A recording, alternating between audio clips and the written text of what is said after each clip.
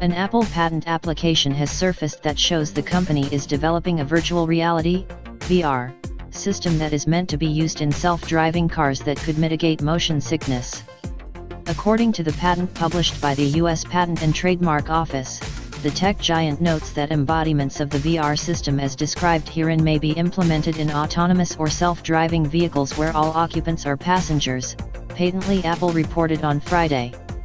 The patent application also highlighted that the system could include a VR headset that would display the images on interior walls of the vehicle.